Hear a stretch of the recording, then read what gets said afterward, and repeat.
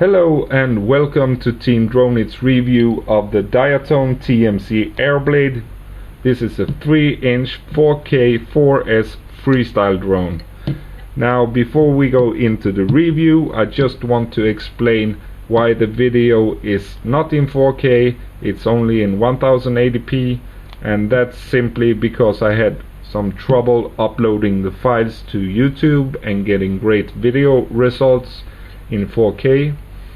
There are plenty of reviews of the Tarsier camera on YouTube, and you can go check out the video quality in some other review of the camera.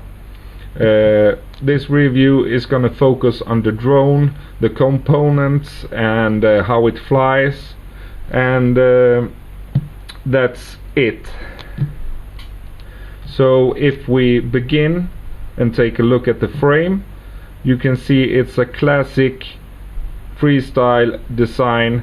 It's got this long body and you got some up tilt for your FPV camera. You even got the possibility to put a session here.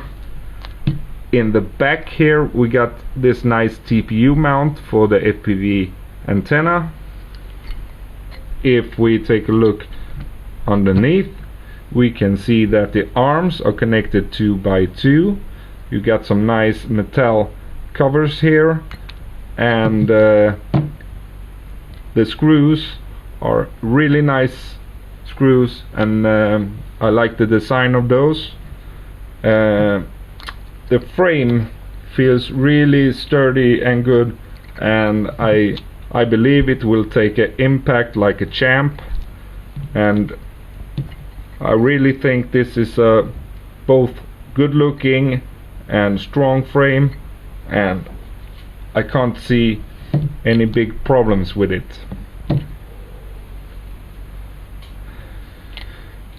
So if we take a look at the components, the motors are 1408 and it's 4000 kV. Strong, quite fast and quite efficient motor in my opinion. I run a 650 milliamp 4S and I get a 4 plus minutes active flying and 5 plus minutes cruising around, and that's quite good in my opinion. In the back here we got the stack that is controlling the Caddx camera. You have a USB port, you have a SD card slot, two buttons on the other side. The first one, or the furthest back one, is to start and stop recording. Also you long press it and then you activate the Wi-Fi module, and you can connect with the application in your Android telephone. The button furthest front is for changing the resolution which you record in, if you want 4K or you want some HD footage. The stack in the front is the ESC, the FC and the TBS Unify. The TBS Unify is a 800 milliwatt capable VTX. The FC is a really good product from Diatone. It's a F405 and it's the MK2 Mini. The ESC is a 25 amp ESC from Diatone, and it's 4S and D-Shot 600 capable ESC. That's all the components. You got the TBS Triumph antenna of course also. So all the components are really good components. It's a strong frame, it's a good design. So if you're in the 3-inch market looking for a HD capable or 4K capable freestyle drone, is this the one for you? It could be, maybe. Is it perfect? No, not in my opinion. I have 3 problems. If you sort them out, then you got a great freestyle drone, and it's only minor problems. But we're gonna go through them, and here's the first one. the standoff here in the front is blocking the camera from reaching more angle, and I talked to Diatone about it, and the answer was simply take away the standoff, and sure enough it fixes the problem. But this is a plug and play machine.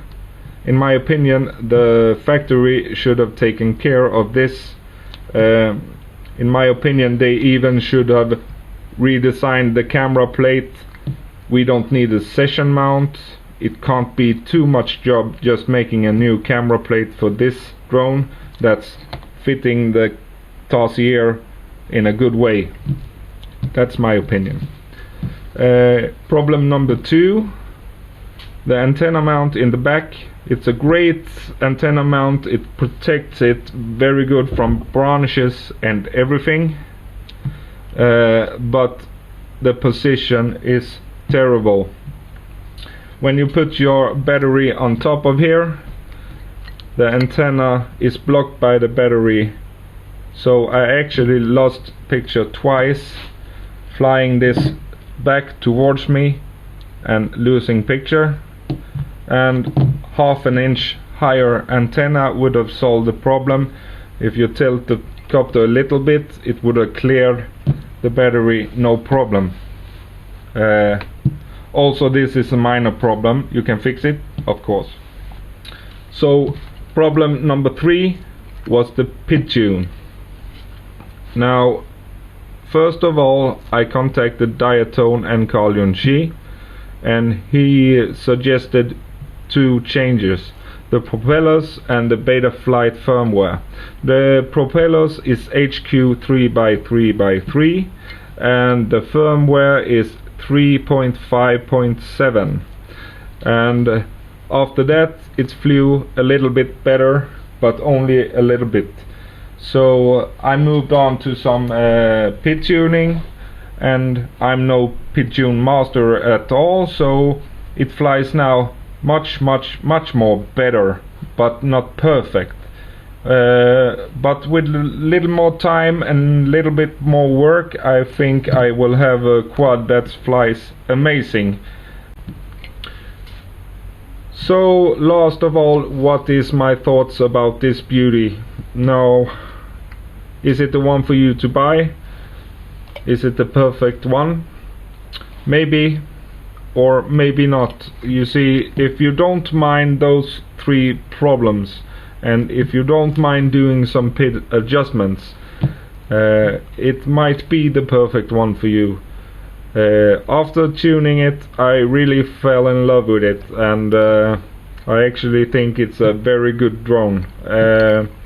But it's a plug and play, and if you want a quad that is flying 100% and no issues at all straight out of the box, maybe this is not the choice for you. I have one other 3-inch Freestyle drone, and it's from another company, and that one came 100% tuned out of the box, no issues at all. And that's the GEP Signet 3 HD, and in my opinion that one is more ready straight out of the box, but it's a completely different quad. We will now move on to the flight video, and before that I just want to thank you for joining, and hope you subscribe.